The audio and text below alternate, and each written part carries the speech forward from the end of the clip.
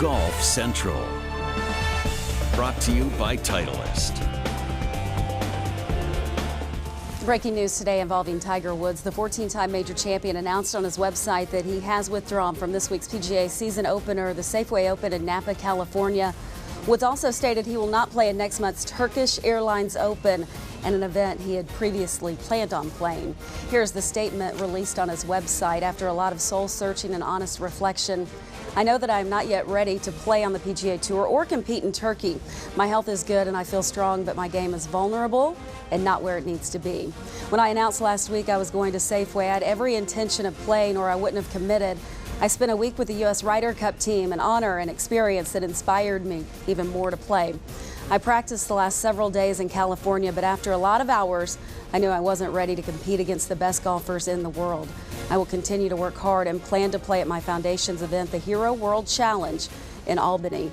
I would like to apologize and send my regrets to Safeway, the Turkish Airlines Open, the fans in California and Turkey, and those that had hoped to watch me compete on TV.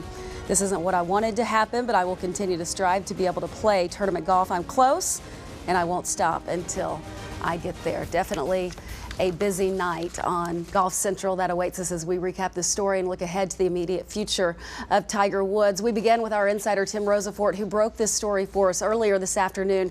He joins us from Napa, California. Rosie, you spoke with Tiger's agent earlier today. What did he tell you about this withdrawal? Well, the first point, Lisa, was that this was not a physical setback.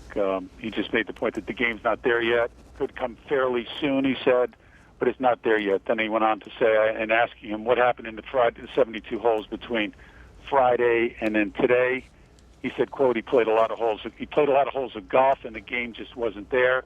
He didn't quite get all the holes in prior to the Friday decision, but really wanted to play this weekend. You have to commit by the Friday before. He flew Joey, his caddy, down to Florida. He flew him to California with him. They were going through their prep for the tournament, going through the weekend, playing as much golf as he did. It just wasn't to the standard he wants it to be. And as we reported earlier today, out here in California, he spent 2 days down at Stanford at the golf course in seclusion, working on his game, hanging out with the kids from the team. And even through that, with the hurricane in Florida and with the Ryder Cup, just didn't feel like he was ready to go. Rosie, did Steinberg give any type of indication as to how close Tiger may be? The only indication was fairly soon, and what I opened with here, Lisa. I thought, though, it was interesting because I asked Mark point blank that there's a faction out there that this decision to come back now was driven by the appearance fee in Turkey and also just the commercial relevance of Tiger, and asking him point blank, was that his motivation? Steinberg said no, it was more the locker room at the Ryder Cup, the guys out on tour, hanging out with those guys, living it every second of the day up at Hazeltine was something that, to him, showed how much he loves the game more than people know. That's what drives him. It's not the commercials and it's not the appearance fees. If it were, then he'd not play this week and go and have his first tournament in Turkey. That would be an inappropriate thing to do. It's my opinion, and Tiger and I talked about that, and we agreed. He's been out 15 months. It's not appropriate to come back to a non-PGA Tour sanctioned event. Lisa? You have been following this story for us all day, Rosie. Certainly appreciate it, and we will continue to check in with you for much more throughout the week. Well, Tiger Woods has had some lengthy layoffs in his professional career, but none close to the current one. It has been 414 days since we last saw Woods in action. That was the 2015 Wyndham Championship when he finished tied for 10th. His second longest layoff was 2008-9 when he missed 254 days because of a torn ACL. As we welcome in the gentlemen, Brandel Chambly, Trip Eisenhower, Matt Adams, for more insight and sort of, guys, your perspective. Brandel, I want to start with you. When you think about all of this and everything involving Tiger Woods and what he's been through the last 414 days, is this a bad sign for him? Is there any cause for concern?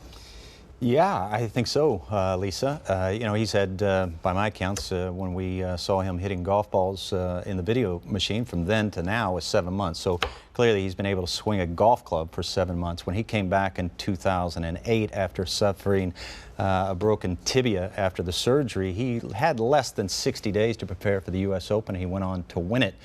He's had numerous comebacks in his career. He's had far less time to prepare than this one. So if he is healthy, this speaks more to his technique or to his short game, which is really, for anybody that's played this game and has suffered from those woes, it is the death knell for a career in the game of golf. You can work through swing changes, you can work through the putting yips, but to struggle around the greens is someplace that I've never seen anybody come back from, Tripp. Yeah, extremely difficult to come back from that. I definitely think, though, part of it too is the mental aspect of just not having high expectations, and we know that's what Tiger Woods, when he tees it up, he expects to play well and win. Standing on the first tee in a competitive environment and not having your best stuff is a lonely place to be. And not knowing where the golf ball's going, not knowing, you know, how you're going to compete. Tiger Woods is used to knowing exactly where his golf ball was going. He could play around his misses before. He cannot do that anymore. I'm concerned about the tee shots. You're concerned about the short game. I think the tee shots and the length of his golf swing is certainly an issue. You've alluded to it many times over the years. When you start restricting things on purpose, like his lower body, it's going to cause a lot of difficulty with the driver. So you're concerned. I might have brought that up. Yeah, you might have. Yes, you might have. But those are the concerns for me. And I think the only way to eventually get through it is just throw those expectations out the window. Okay, if you go out and play some bad golf, it's okay. You're going to get better the more you play. So that's the tough decision that he's got, Matt. And it is a conundrum for a competitive player like Tiger Woods to want to go out and play and not be able to do it because his game just isn't there. I don't envy that position for him. I think there's a lot of pieces to the puzzle here that just don't quite fit. And I don't mean that necessarily in a conspiracy kind of way, but I mean it almost in a Hogan-esque kind of shroud of mystery that seems to surround Tiger Woods so often. In his statement, he said, "My game is vulnerable and not where it needs to be." Vulnerable is defined by susceptible to attack, susceptible to criticism, persuasion, or temptation, capable of being wounded. It seems to me that if this is about hitting fairways, for example, this might be a 6-inch fairway that Tiger's trying to hit.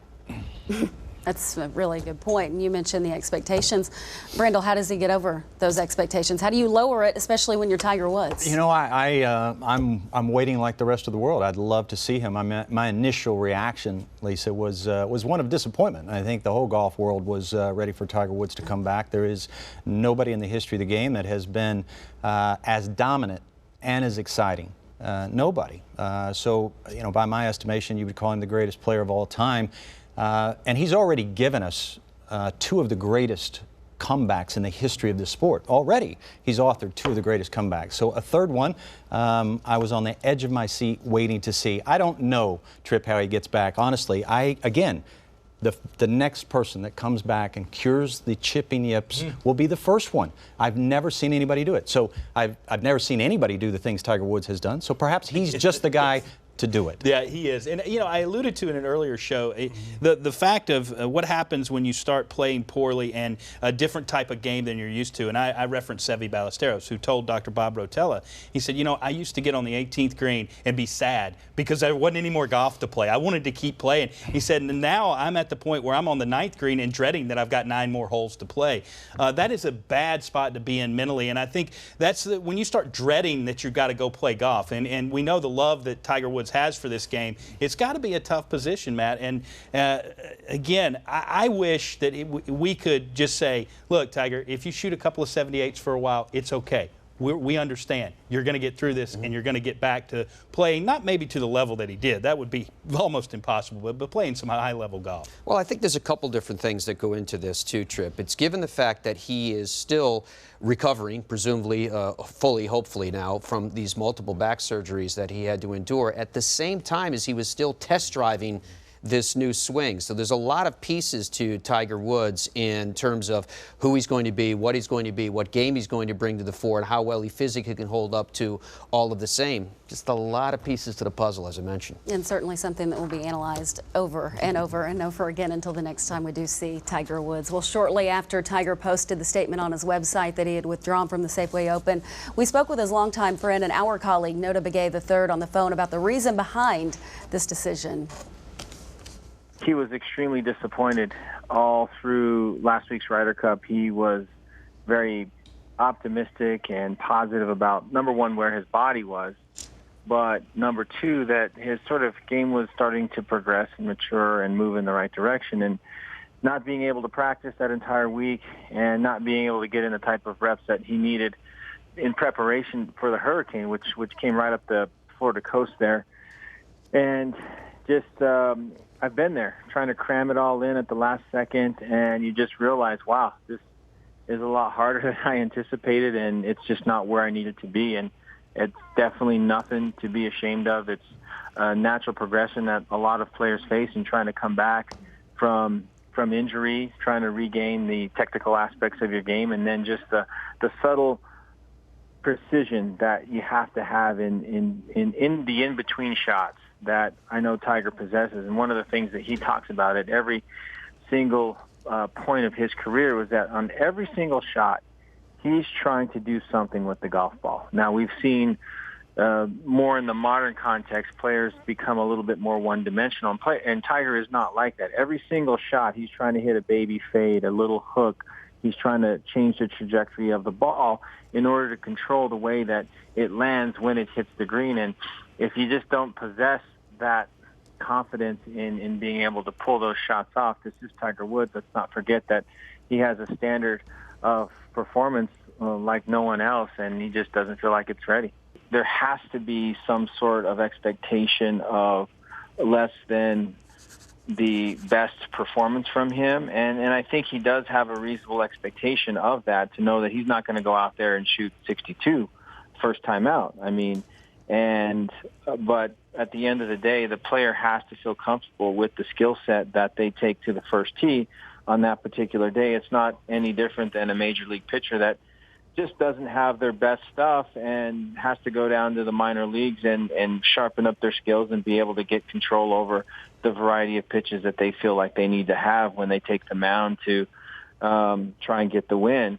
We don't have that on the PGA Tour, especially for Tiger Woods. He's got to start at the highest level against the best players, and he, as he said in his press statement, just doesn't feel like his game is in great enough form to take on the world's best players at this point. What can he do, Noda, when he's not competing to get back into that top form that he wants to be in? Just create more, as many game types of situations and scenarios. Get out. He's going to start going out to Medalist more and start playing. He played I think 9 or 18 holes the week before the Ryder Cup with Ricky Fowler. Get out there with those guys. Let them beat up on you a little bit. See where your game holds up. There's so many great players in that area. McIlroy lives in that area. Dustin Johnson lives in that area. And just start testing your game against these guys that have proven to hold up the game this last year in very good fashion, and see where it's at. There's no shame in losing a few bucks to these boys, and then just kind of getting a really fair and thorough assessment of what's doing well and what's lacking. Nothing like losing a few bucks to humble you a little bit. Still ahead on Golf Central, much more reaction from Tiger Woods' decision to delay his return to competitive golf. You'll hear from the Safeway Open tournament host, Johnny Miller. That's next. Golf Central is brought to you by the Titleist Pro V1 and Pro V1X. Make a difference in your game. Arcos, advanced GPS and distance tracking for every shot.